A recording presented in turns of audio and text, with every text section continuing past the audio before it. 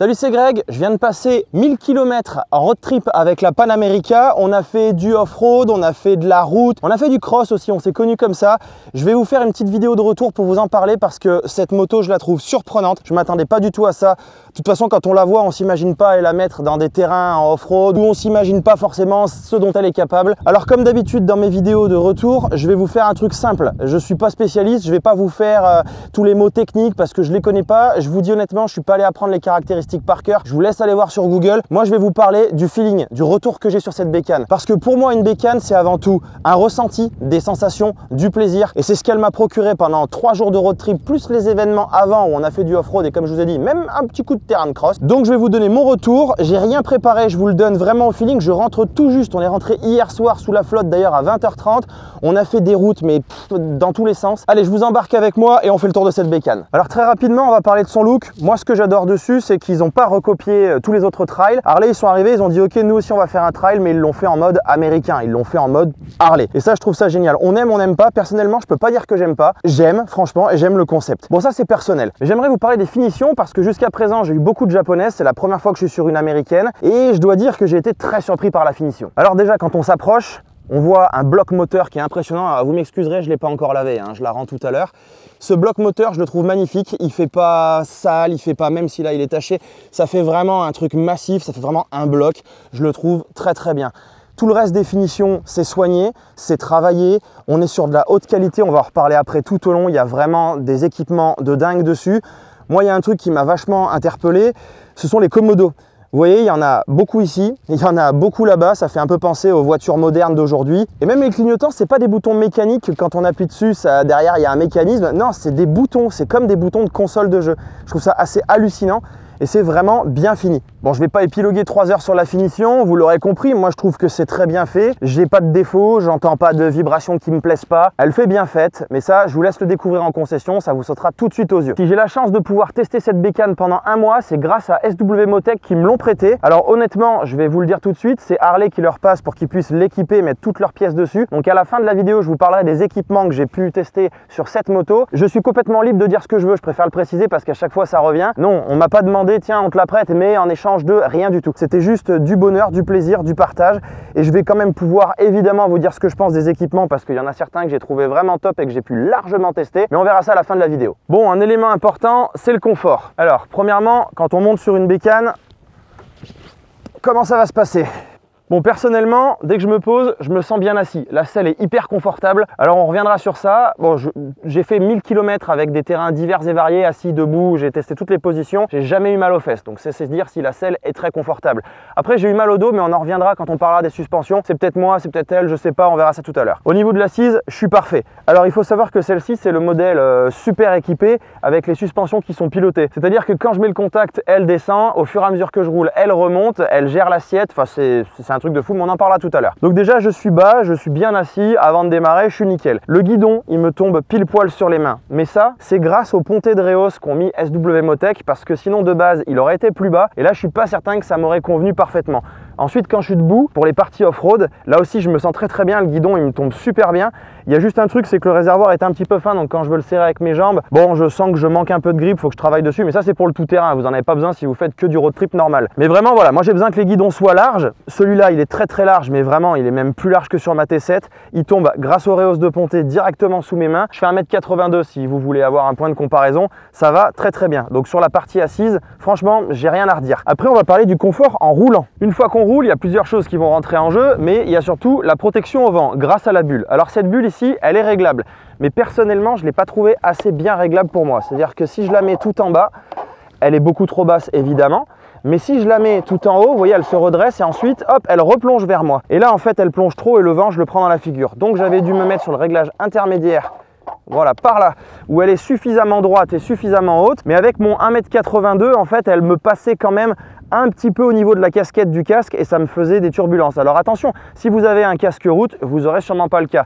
Maintenant, je trouve que c'est pas un très très gros défaut parce que c'est quand même supportable malgré tout. J'avais pas la tête qui sautait dans tous les sens et on peut facilement rajouter maintenant soit des bulles plus hautes, soit des accessoires avec des sauts de vent. Enfin voilà, il y a moyen de corriger ça. Mais en tout cas, en roulant, j'étais confortable. Les commandes sont douces, les commandes tombent bien. Enfin voilà, de toute façon, ce que je vais vous dire tout le long de cette vidéo, c'est que cette bécane, pour moi, elle est hyper surprenante. clairement c'est ma surprise. Et j'étais vraiment bien à bord. Je dois avouer qu'après les 1000 km, alors le temps de l'apprivoiser, faut se connaître au début, sous régime, sur régime, comment elle se comporte, comment elle aime ci, comment elle aime ça, est-ce qu'on met un petit coup d'embrayage pour repartir, pour pas que ça tape avec le moteur, pour pas que ça secoue quand on rétrograde, la remise des gaz, il y a plein de modes dessus, il faut qu'on en parle aussi. Mais vraiment, personnellement, je me suis retrouvé super à l'aise dessus après les 3 jours et les 1000 km. Et d'ailleurs, on va parler du comportement après, mais je me suis retrouvé tout de suite à l'aise même quand je l'ai connu directement sur du off-road. Donc ça, encore un bon point. Alors pour continuer à faire le tour, on va parler du freinage. Quand j'étais à un événement chez Yann Dupré, je vous ferai une vidéo là-dessus, c'était sur le thème du voyage avec toute la préparation, mais bon, c'est un autre sujet. Quelqu'un avait la même et m'a dit, tu trouves qu'elle freine bien? Parce que moi, je trouve qu'elle freine pas très bien. Alors j'avoue qu'au tout début, j'ai dit, bah non, je trouve qu'elle freine bien, ça va bien. Bon, je suis habitué à ma T7 qui, elle, je trouve qu'elle freine pas forcément très bien, mais on en a déjà parlé, c'est prévu pour et ça me va très bien comme ça. Donc celle-là, quand on voit la taille des disques, notamment celui de l'arrière, on se dit ça va freiner très fort et puis c'est quand même un beau bébé. Et ben le freinage en fait il est, j'ai envie de dire, adaptatif, c'est-à-dire qu'en temps normal il me choque pas. Quand on va monter le rythme, vraiment par exemple dans une descente où il y a quand même un peu son poids, quand on va monter le rythme en descente et qu'avant une épingle, hop, on arrive un peu fort, on veut freiner, c'est vrai que j'en aurais bien aimé un petit peu plus. Là je le rejoins en fait, mais ça se ressent que quand on va vouloir commencer un petit peu à jouer. Si on cruise comme on dit avec ce genre de bécane, si on fait juste balader, pour moi le freinage il est parfait, il gêne pas du tout. J'arrivais très bien à le doser, je le trouvais progressif, j'ai pas d'à-coups, ça va avec le confort dont on parlait tout à l'heure. Donc là-dessus, je mettrai pas de point noir et du coup, on va pas passer plus de temps dessus. On va parler des suspensions où là, par contre, j'ai des petites remarques. Alors, comme je vous l'ai dit, celle-ci est équipée du système ARH. Donc, c'est-à-dire la suspension, on va dire ultra pilotée. Elles savent apparemment tout gérer, le chargement, l'assiette, elle monte, elle descend. Enfin, c'est assez impressionnant, mais c'est pas intrusif. On s'en rend pas compte. Si, ce qui est surprenant, c'est quand on est assis, qu'on met le contact et pouf, elle descend d'un coup. Parce qu'en fait, elle prévoit le coup pour qu'elle descende pour qu'on monte après. Mais quand on est déjà dessus, c'est assez rigolo à vivre. Ça fait un peu effet BX. Mais c'est très bien. Et ensuite, elle monte, mais on le sent pas. Et quand elle redescend, on le sent pas. On arrive à un stop, on a les pieds par terre. Enfin, c'est assez bluffant. Alors, les suspensions sont ultra réglables là aussi. On peut tout paramétrer avec l'écran. On en parlera tout à l'heure. Il y a plein de modes. On fera un petit laïus là-dessus. Il y a un truc que je leur reprocherais. Alors, je suis pas allé dans les réglages comme un dingue. En gros, je l'ai pris. J'ai regardé basiquement ce qu'on peut faire avec. Je suis parti rouler parce que j'avais pas envie de passer 3 heures dessus. Je voulais la tester et la rouler. Mais je trouve qu'elle est un peu ferme. Alors, certains peut-être vont connaître et vont dire oui, mais tu pouvais régler ceci, cela. Moi, j'ai juste un truc à dire. Il y a une tonne de modes là-dessus. Quand je me mets en mode route, avec une bécane aussi évoluée qui peut gérer ses suspensions pilotées, électroniques et compagnie, j'aimerais bien qu'elle sache faire toute seule. J'aimerais bien ne pas avoir à rentrer dans les réglages si je me retrouve comme on était en Ardèche sur une route à chèvre qui tape. Si elle pouvait devenir souple d'elle-même, si elle est capable de le faire, je ne sais pas, bah, j'aurais préféré que ça se fasse sans avoir à dire attendez les copains, il faut que je m'arrête, la route elle est devenue pourrie, il faut que je change les modes. Donc voilà, je la trouve un petit peu raide parfois, mais c'est pas non plus gênant à ce point-là. Et quand on était sur une route où on pouvait, alors qui était en mauvais état, mais on pouvait rouler un peu plus vite, bah là par contre ça lissait plus les défauts. Je trouvais que les suspensions travaillaient mieux et on avait un peu l'impression de survoler ces défauts, où à l'époque c'est une route que je prenais en roadster, mon Dieu je la détestais. Donc c'est à double tranchant. J'ai envie de vous dire, pour donner une comparaison, entre les suspensions Kayaba qu'il y a sur la World Red que j'ai pu essayer pareil au même événement où je l'ai essayé elle, on a fait les mêmes sauts sur le terrain de cross avec elle et avec la World Red. Je trouvais que la World Red, les suspensions étaient plus agréables. Mais maintenant, c'est certainement pas fait pour faire la même chose non plus. Alors en off-road, sur des sauts, ça talonne pas, hein, clairement. Ça fait le job comme ça faisait avec la World Red ou avec ma Ténéré. Sur du off-road, vous allez voir, on a fait du off-road vraiment pas chouette des fois, bien cassant, enfin typique de l'Ardèche avec de la caillasse, comme des voies romaines, enfin des trucs qui tapent bien. Elle faisait le job aussi. Il y a juste un ou deux moments où il y avait des petites compressions où ouf, j'ai senti que l'avant talonnait. Alors est-ce que c'est parce que les suspensions pilotées, c'est quand même pas préparé non plus comme on avait soit sur ma T7, soit sur la World Red, et que du coup c'est pas non plus prévu pour ça? Je sais pas vous répondre, mais c'est pareil, vous êtes combien à me regarder là pour savoir ce que je pense de cette bécane et si vous allez l'acheter ou non, à faire du off-road avec? Je pense pas nombreux. Donc si c'est que pour la route, vous oubliez directement, il n'y a pas de sujet. Sur la route, ça se comporte très bien, sauf quand ça tape, mais ça, peut-être qu'il y a des réglages à faire. Donc voilà, ça c'est ce que je peux vous dire sur mon ressenti sur les suspensions, comme ça, à chaud, en rentrant juste d'hier. Bon, je vais un peu vite, hein, mais en fait, je la rends tout à l'heure, il faut que j'aille l'amener, la charger sur la remorque, la déposer, enfin voilà. Donc j'essaye de vous faire cette vidéo quand même, parce que je pense qu'elle pourrait être utile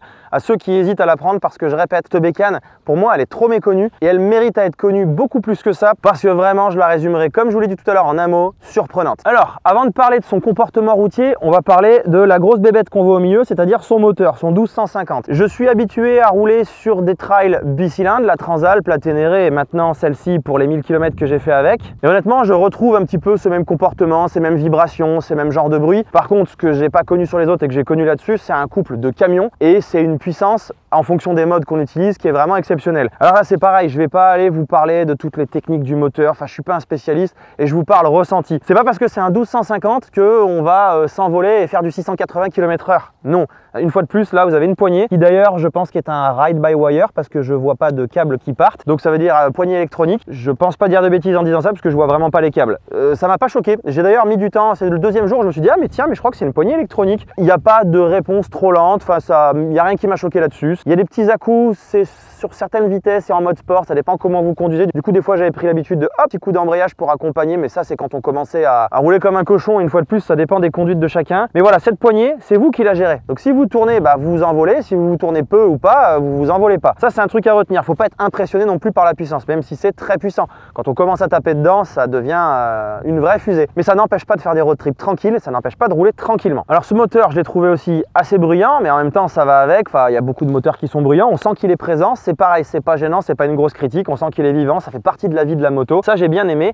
Il y a des petites choses à dire sur des petites routes puisqu'on a fait des routes d'Ardèche, donc des toutes petites routes, des trucs où on se croisait pas à deux chargés, hein. Ça aurait été compliqué à deux bécanes, vraiment c'était des routes secrètes oubliées, vous aurez ça sur ma chaîne, si ça vous intéresse de vous régaler, genre dans le plus beau département du monde, c'est pas celui-là, c'est celui qui est juste en face, derrière le Rhône là à quelques centaines de mètres, vous regarderez cette série, vous allez voir, vous allez vous régaler, ça vous donnera des idées. Bref, sur ces petites routes, le moteur j'ai trouvé qu'il était pas très à l'aise. Dans les bas régimes, même en bas dans les vitesses, même des fois en première ou seconde, je trouvais que c'était pas là où il s'éclatait le plus, il tapait un petit peu, mais il faisait le job, hein, une fois de plus, il n'y a pas de souci. Mais par contre, là où il s'exprime beaucoup mieux et qu'il était plus agréable, sans dire de taper dedans, hein, juste pour le confort et le plaisir de cruiser comme on dit avec ses bécanes, c'était sur des routes où on était au moins à 70-80 et là ça commençait à être vraiment bien, on enroule, il se passe bien, il se comporte bien, il gratte, enfin il arrache, on a ce qu'on veut, c'est vraiment super. Et ça dépend des modes aussi de conduite, on en parlera tout à l'heure, on peut changer tout ça au guidon en roulant, enfin c'est génial, genre hop une pluie, paf on change de mode, hop off-road, paf on change de mode, hop route, on se remet sur la route, mode sport parce que là ça attaque, paf mode sport, c'est vraiment hyper agréable.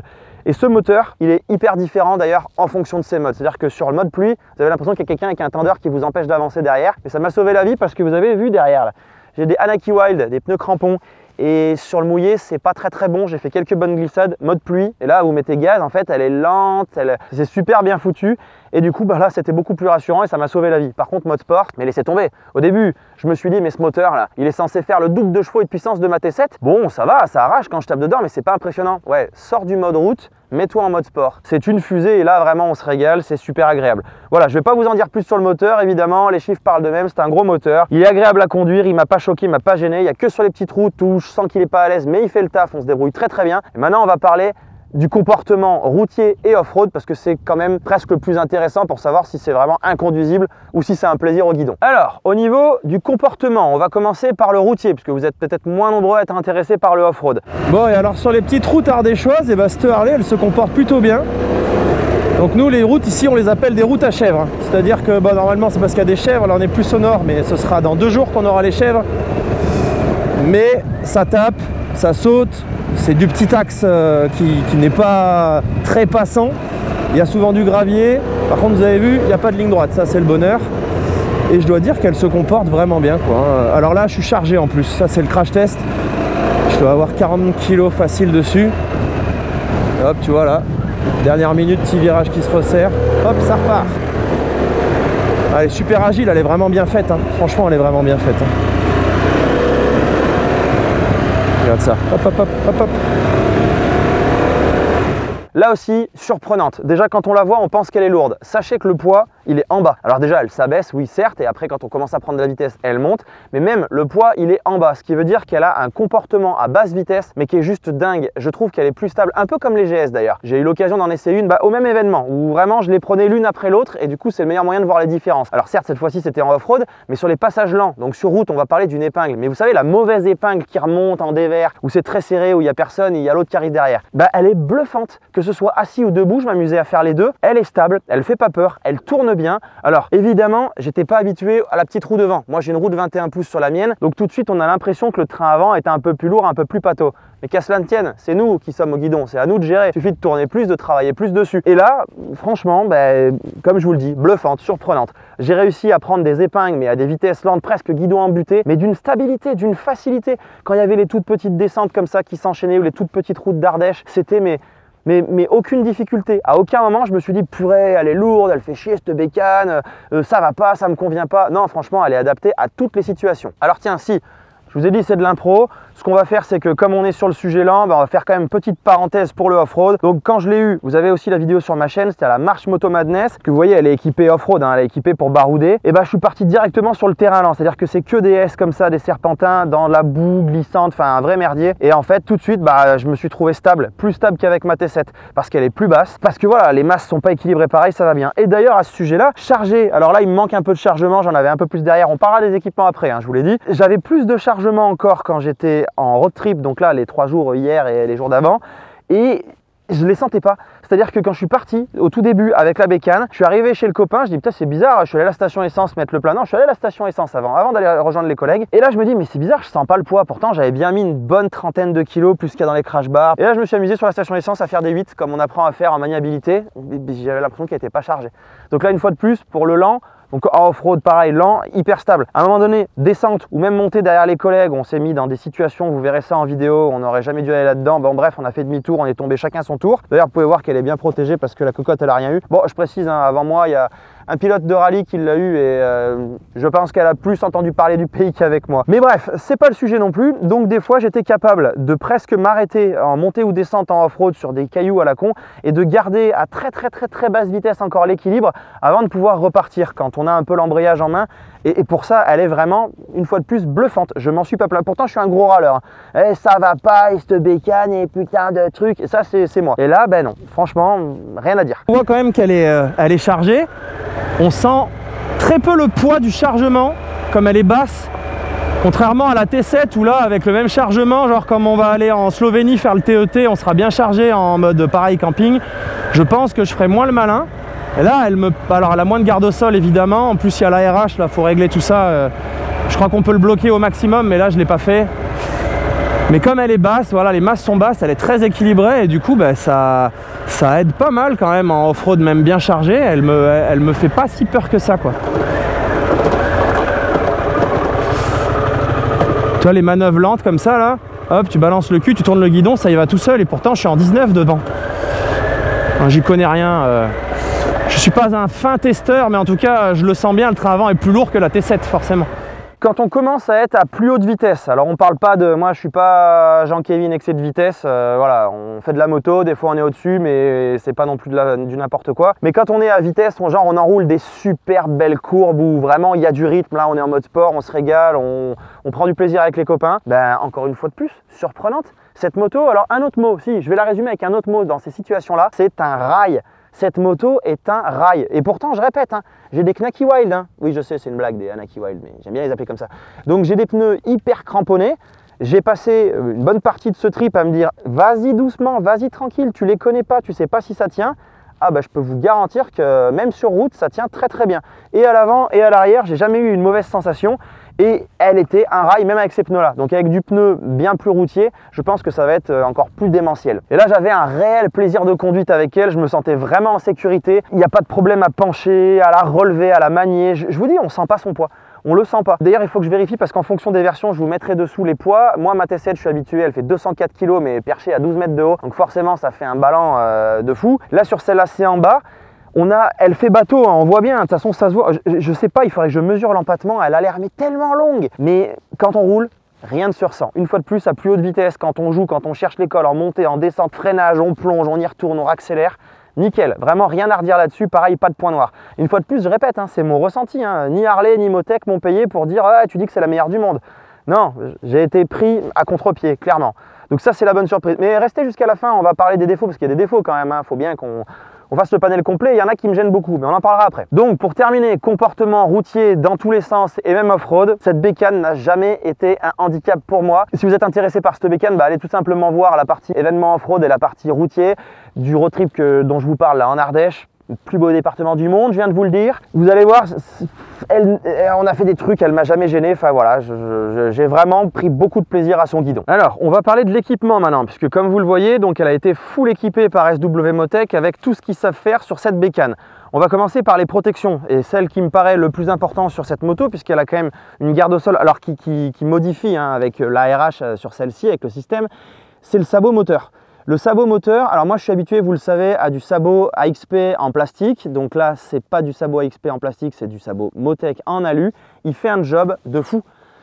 Je sais pas si on peut arriver à voir, si je descends un peu la GoPro, ah, c'est du live, hein. On voit que déjà il va loin derrière, il va protéger la fin de l'échappement, il protège tout le dessous du moteur, il est vraiment bien foutu, il protège aussi ici tout l'avant avec, apparemment la batterie est là, puisque quand on a cherché sous la selle, on s'est retrouvé bête, il n'y avait pas de batterie quand on voulait mettre un petit coup de booster, parce qu'on l'avait déchargé en oubliant le mode transport, mais ça on en parlera après aussi.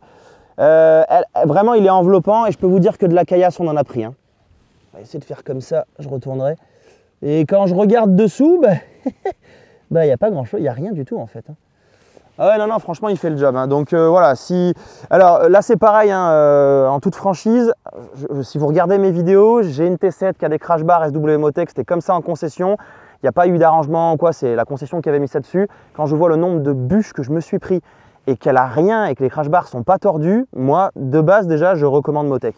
Mais là, elle est équipée de crash bar, elle a eu une vie avant moi, pardon, elle aura une vie après moi. Il va lui arriver plein de trucs, hein, pendant un an. Et les crash bars ont fait le taf.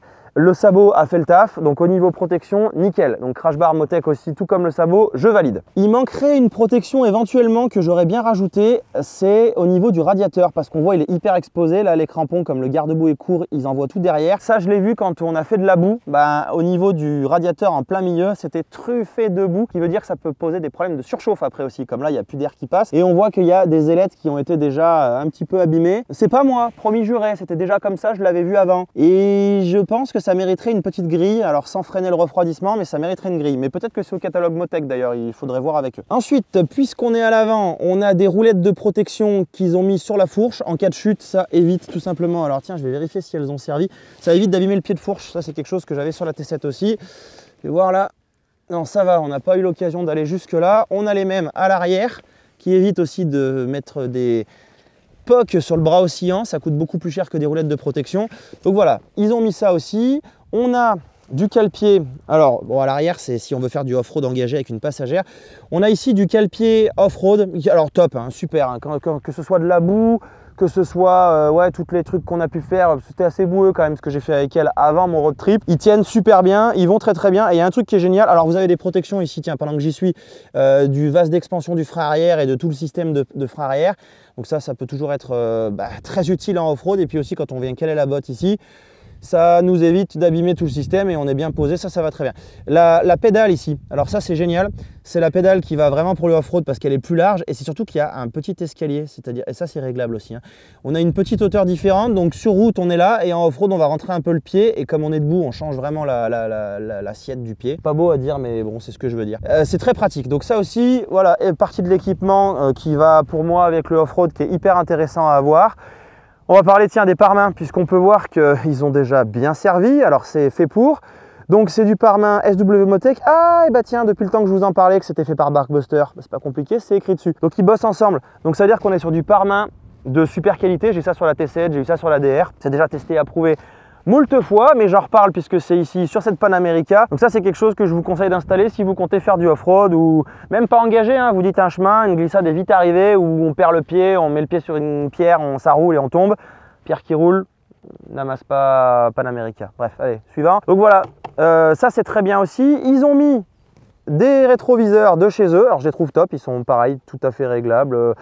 Ils m'ont pas du tout handicapé. Alors je sais pas du tout comment ils sont d'origine puisque je les ai pas vus, mais je trouve que ça va très très bien dessus, ça lui fait une bonne bouille. Franchement, ça va très bien. Donc ça aussi c'est quelque chose qui existe. Qu'est-ce qu'on a encore? Alors on a la platine de protection aussi de ce côté, évidemment pour protéger là.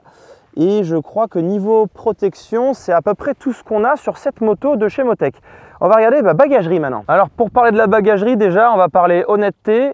Comme je vous ai dit, Motec m'a pas du tout demandé de faire quoi que ce soit. Et la bagagerie, vous le savez, sur la mienne, j'ai du Lone Rider en semi-rigide, donc c'est pas du tout la même chose. Mais ça m'empêche pas de donner un avis objectif et de dire que ça c'est bien, ça c'est mal. Enfin voilà, je reste vraiment là-dessus et je suis libre. Et c'est comme ça de toute façon qu'on peut faire le mieux un retour d'expérience sur du matos. Donc tiens, on va commencer par devant, par les sacoches de crash bar. Alors les sacoches de crash bar, je les trouve très bien faites. Il y a tout un système de réglage, elles sont étanches.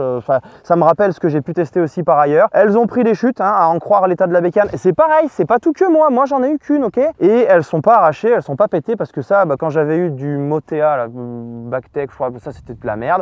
Ça je vous le dis, c'était très mauvais. Bref, elles s'étaient arrachées, donc ça fait cher. La paire pas chère, ça fait vite cher. Là, clairement, elles se sont pas arrachées, donc elles ont pas bronché des deux côtés. Donc on est sur du dry bag 8 litres et il y en a une des deux dans laquelle, alors celle-là j'avais carrément réussi à rentrer ma chaise de camping Décathlon, donc c'est vous dire s'il y a de la place et les godasses. Et ici j'avais voulu charger un peu et j'avais mis ma trousse à outils. Et vous le savez, si vous regardez mes vidéos de matos, la trousse à outils c'est une enclume. Donc ça aurait pu tout à fait s'abîmer, et en plus c'est de ce côté qu'elle est tombée, donc, et franchement c'était nickel, j'ai rien retrouvé d'abîmé. Donc ça c'est très pratique, c'est super utile à avoir, on peut rajouter des petites choses, enfin je vous laisse voir avec, mais ça existe, c'est très bien. J'ai pu essayer de la bagagerie comme ça que je n'avais jamais essayé, alors on va appeler ça du complètement souple mais pas cavalière, c'est valises de sel. Le système pour les mettre c'est génial, vous avez une sangle qui passe ici et hop on défait ou on resserre avec une griffe. J'avais peur que ça se défasse, honnêtement les secousses que ça a pris en off-road et ça s'est jamais desserré. Donc le système est très facile et de l'autre côté on a une boucle, donc on la passe comme ça, c'est super simple, on règle, on met ça où on veut.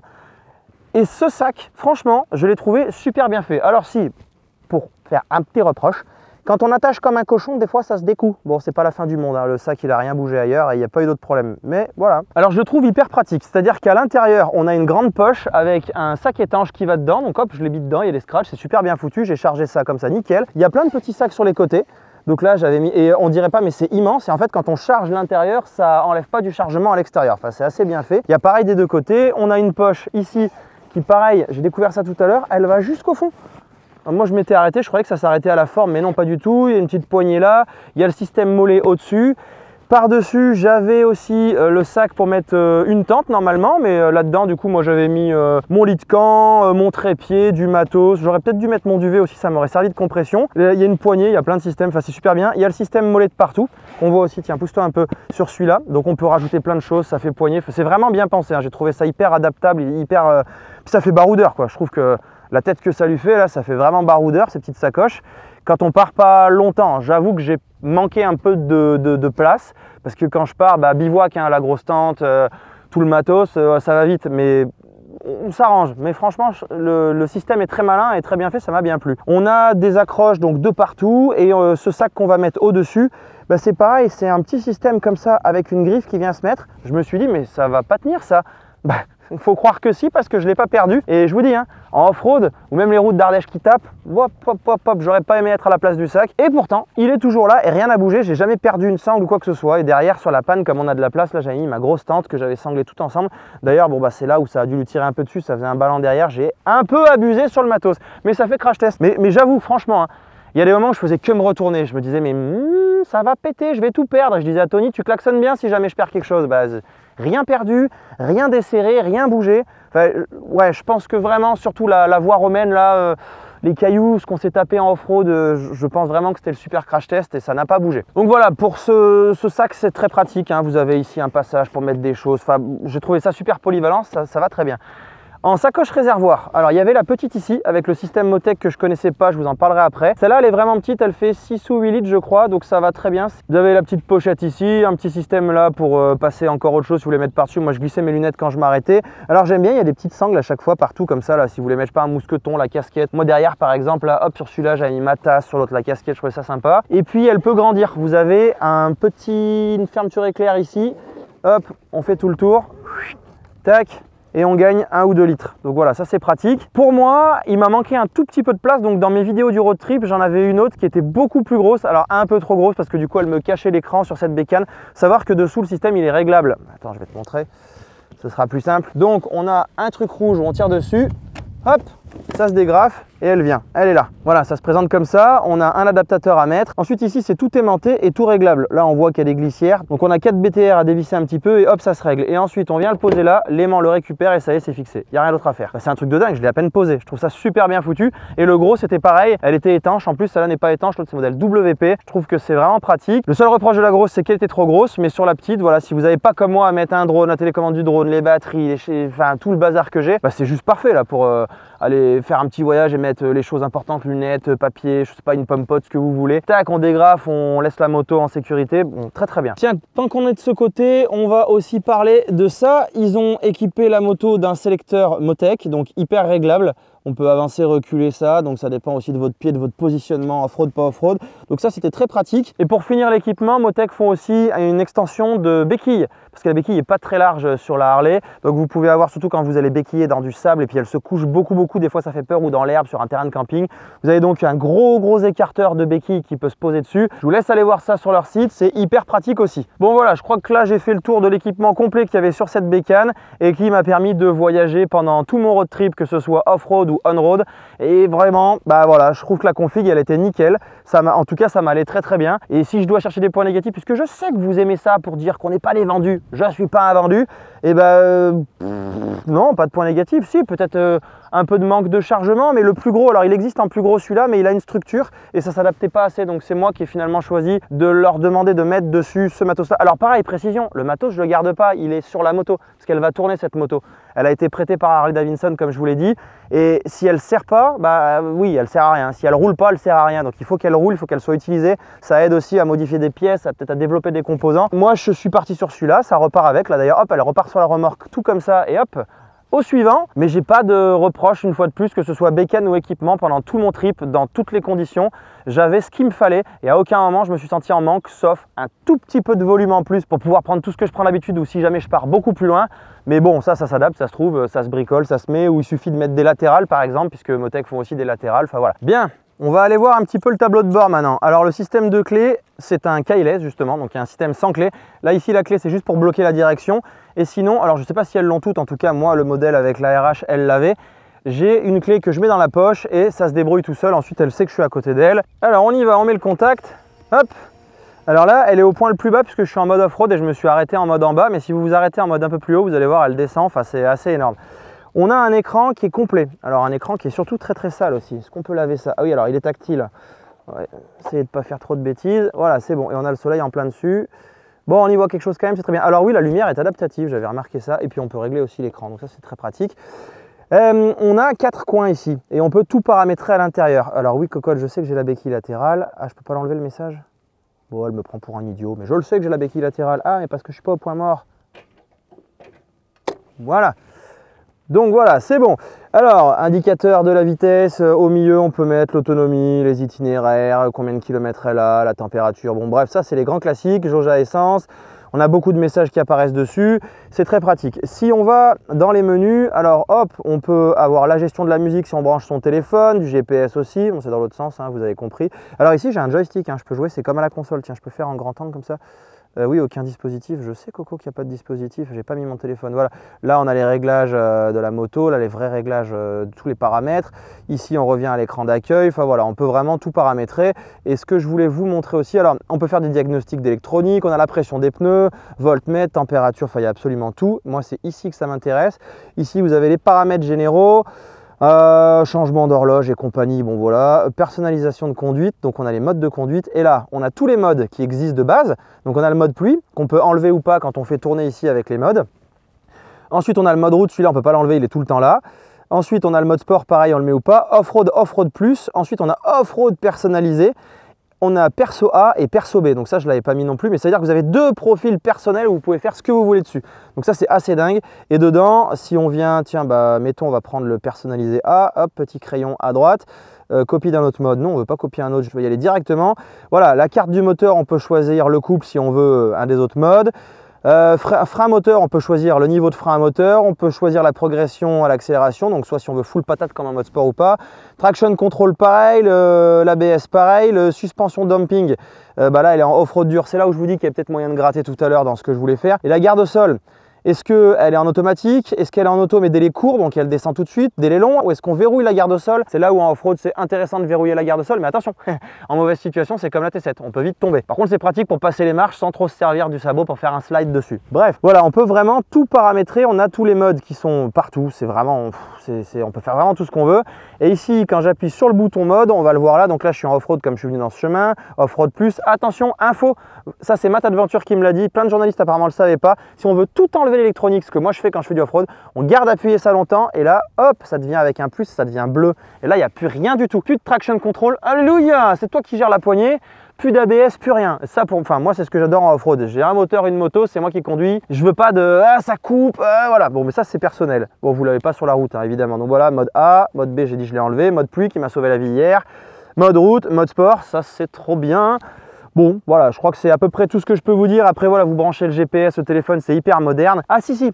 Il y a un truc dont il faut qu'on parle. Bah tiens, on va parler des points négatifs parce que voilà, c'est maintenant, ça vient comme ça. Allons-y. Alors, point négatif, il est tout bête celui-là, hein. Mais quand je suis arrivé sur une bécane aussi moderne que ça, hop, on va couper le contact parce qu'elle fait du bruit électronique. Je me suis dit, mais il est où le port USB? Et jusqu'au moment où j'ai trouvé ce petit capuchon là, étanche, qui était fermé comme ça. Et quand j'ai ouvert, j'ai fait, ah ouais les gars, quand même, un USB-C quoi, hyper moderne. Puis après, j'ai dit, mais pourquoi un? Comment je fais moi pour charger et mon téléphone qui charge, qui est en train de me guider, je veux dire. Et comment je fais pour charger mes batteries de drone, mes batteries GoPro, parce que sur la T7, j'en ai 4 des USB, mais avant j'en avais 2, je faisais avec 2, 4 c'est plus confort. Mais là, j'en demandais au moins 2. Pourquoi un? Et l'autre problème qu'il y a, c'est qu'il n'est pas du tout en charge rapide. C'est-à-dire que mon téléphone qui me servait de GPS perdait la batterie mais à vitesse grand V. Je me suis dit ok, donc ça charge pas assez vite, alors que sur la T7 ça je l'ai. Et ce que j'ai fait, c'est que je me suis dit bah tant pis, je vais baisser la luminosité du téléphone jusqu'au moment où je voyais presque plus rien, mais là j'arrivais à maintenir, ça baissait quand même. Donc ça pour moi c'est un point négatif. Après vous n'avez pas tous besoin de charger des GoPro, tout le bazar, etc. Il y a peut-être bon moyen, je sais pas, d'avoir un truc qui est moins gourmand que mon téléphone, mais en tout cas j'étais déçu et ça c'est un problème que j'avais jamais eu. Autre point négatif, je vous l'ai fait comme ça vient, c'est cette béquille. Alors cette béquille, bon c'est système Harley, alors il y a la béquille centrale, là ça c'était parfait, c'est super pratique pour le réglage de chaîne, graissage, la pose est stable, ça va bien. Mais par contre la béquille c'est une béquille Harley, c'est-à-dire que vous la sortez avec le pied comme une vraie Harley normale. Donc déjà on la cherche, on s'attend à la voir ici en fait et elle est devant par là. Et ce qui se passe c'est que bah, une fois que vous la mettez, elle se couche, elle se couche, elle se couche, elle se couche. Et il y a des fois où, alors c'était l'inverse de ma T7, où moi je cherche un endroit où je vais avoir une pente parce que sinon elle est trop droite et elle tombe. Et elle c'est l'inverse, je voulais une pente inverse parce que sinon elle descend et après elle se baisse trop. Bon, tout le monde le dit, c'est un truc, il faut s'y habituer. Alors déjà elle tient bien la béquille, il n'y a pas de problème, tu montes dessus comme ça. En fait voilà, pour l'enlever il faut prendre l'habitude de mettre le petit coup de talon derrière là, tac. Et ensuite bah, quand tu la cherches, moi normalement je la cherche là, et en fait non elle est là. Et une fois que tu la mets, alors regarde bien, je vais mettre de ce côté, elle se met et ça glisse, ça glisse, ça glisse, ça glisse, ça glisse. Bon on le voit beaucoup mieux sur le goudron, mais voilà c'est assez surprenant, j'étais pas habitué. Ça c'est pour le sujet béquille. On va parler des défauts un peu plus gênants, c'est-à-dire les défauts de conception. Cette bécane est très jeune, en plus moi je crois que c'est la première année où elle est sortie où je l'ai eue. Et il y a quelqu'un qui était à un événement qui en a une et un autre qui en a eu une et qui m'a parlé de certains problèmes de fiabilité. Alors il y a des petits trucs. Ici par exemple les gars ils ont trouvé bon de mettre la durite du radiateur collée contre l'échappement. Alors c'est-à-dire que quand on est à l'arrêt et que tout le monde est redescendu en pression, la durite est revenue, effectivement on passe à peu près l'équivalent d'un bâton de Magnum là, à la glace, à peu près ça pour vous donner l'échelle. Mais par contre quand on roule et que c'est chaud, c'est plaqué contre. Donc moi bah, elle a fondu, la première partie de plastique a fondu. Donc j'ai mis bon, du petit scotch là par chaleur au cas où. Mais ça j'ai trouvé que c'était un peu moyen. Alors sur la 2022, le gars m'a dit elle a été corrigée. Ouais, l'espace il est guère plus gros, mais peut-être que la durite ne vit plus. Et en tout cas la sienne n'était pas fondue. Celle-là, elle est déjà fondue. Donc voilà, ça c'est le truc que j'ai trouvé un petit peu bizarre. Oh putain! Ben voilà. Tu vois pourquoi j'aime pas cette béquille? Ah mais énorme quoi, en live, super. Donc oui, il faut la mettre bien en avant. Voilà. Ah bien. Ah, ça c'est du live les gars, ça c'était pas prévu, ça c'était pas de la putaclic. Alors ensuite, qu'est-ce qu'on a comme défaut? Oui, alors toujours la fiabilité. Elle est connue comme elle est jeune pour avoir des petits défauts de fiabilité. Il y a beaucoup d'électronique dessus. Par exemple, cette même personne qui m'en parlait me dit ouais, des fois j'ai l'écran qui s'éteint. Je dis pardon, t'as l'écran qui s'éteint? Bah je l'ai eu. Je l'ai eu en plus à un moment où on était crevé, on allait faire du off-road, on prenait la pluie et je l'ai eu, plus d'écran. Pendant quelques kilomètres, plus d'écran. Mais par contre, tout marche. C'est-à-dire que si tu as compris combien de clics fallait pour les poignées chauffantes, tu les mets. Si tu as compris les modes ou que tu les reconnais, ah putain là je suis en pluie, ou là là je suis en sport, j'arrivais à... Tout marche, mais c'est juste que tu n'as pas le retour sur l'écran. Tu sais pas à combien tu roules, ni en quelle vitesse on est, enfin voilà. Pourtant elle était à jour, hein. Mise à jour a été faite par Motec pour que je sois pas embêté, donc voilà, ça peut arriver. Voilà, je pense qu'elle est encore un petit peu jeune sur ça. Après j'ai pu faire mes 1000 km avec, j'ai pu faire du off-road, elle est arrivée jusque là, elle est pas tombée en panne, la panne. Oh, jeu de mots. Mais bon, je pense que dans les années à venir, ça ira encore mieux et ça va en faire une vraie arme de road trip. Parce que clairement, avec tout ce que je peux faire avec, et tout ce que j'ai vécu avec elle dans ce si petit laps de temps mais condensé, et ben franchement non, ça va super bien. Et ce genre de petits défauts, s'ils sont lissés, bah, ils vont être complètement oubliés et du coup ça va rendre la bécane absolument géniale. Bon, au final ce sont des petits défauts de jeunesse parce que cette bécane est complètement neuve et puis c'est complètement dingue que Harley ait créé un trail avec lequel on peut faire autant de trucs que ça. Je sais pas si même à la base ils n'avaient pas juste prévu ouais on fera des grandes pistes comme on a aux États-Unis. Et ils n'avaient peut-être pas pensé que forcément il y a des gens qui allaient s'amuser à essayer de la mettre en off-road. Alors je dis pas moi parce que j'ai un tout petit niveau, mais je sais qu'il y a des gens, notamment le pilote qu'il a eu avant, qui ont fait des trucs avec où je ne sais pas si Harley avait vraiment prévu, mais elle en est largement capable. Donc ces petits défauts de jeunesse, de conception qui vont évidemment être corrigés, ils ne vont pas les laisser comme ça. Il va y avoir des évolutions, il va y avoir des mises à jour, il va y avoir un travail qui va être fait. Ça va faire de cette moto une arme de road trip complètement redoutable. Et je répète, j'ai pris un plaisir de dingue à son guidon. Alors si vous hésitiez à la prendre, honnêtement, allez l'essayer, c'est le meilleur conseil que je puisse vous donner. Et vous allez constater comme moi qu'elle est surprenante. Moi, c'est le mot que je vais vous dire. Alors, pour info, vous avez Julien de la chaîne Ville Motard qui en a eu une aussi. Alors, c'est un total hasard, hein. C'est pas une copie, c'est pas rien, copie fait comme lui. Non, il se trouve que c'est un pur hasard. Et c'est pas la même bécane, du coup, dans tous les cas. Et lui, alors, il avait dit qu'elle était, comment il avait dit ? Insolente, je crois, il avait dit. C'était en référence à son caractère vraiment, rageux, avec la puissance, avec ce qu'elle est capable de faire. Et moi, je le mettrais, il y a ce point-là que je comprends, mais je vais la décrire comme surprenante. Ça va être vraiment le résumé de cette vidéo et de ce test. C'est que cette bécane, elle m'a pris, comme je l'ai dit tout à l'heure, à contre-pied.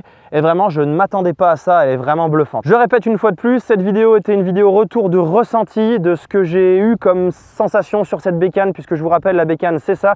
Si vous voulez toutes les caractéristiques techniques, qu'est-ce qu'elle a comme garde au sol, qu'est-ce qu'elle a comme équipement, laquelle est équipée comme ci, comme ça, je vous laisse aller voir sur le site d'Harley ou sur Google. Moi, c'est vraiment pour vous donner ce que j'ai vécu à bord de cette bécane. J'espère en tout cas que ça vous plaira et que ça vous aidera si jamais vous vouliez l'acheter, si vous hésitiez. Je vous recommande vivement d'aller faire un essai en concession et j'espère que vous prendrez autant de plaisir à bord que moi. Encore un immense merci à SW Motech de m'avoir permis de pouvoir jouer avec, d'avoir pu la tester, d'avoir pu la découvrir, d'avoir pu faire un road trip mais qui était tellement fun et tellement différente d'habitude puisque c'était des nouvelles sensations une fois de plus. Restez branchés pour toutes les prochaines vidéos qui vont sortir et d'ailleurs il va y avoir d'autres essais de bécane parce que il y a pas mal de projets en cours. On se retrouve dans la prochaine vidéo. Ciao!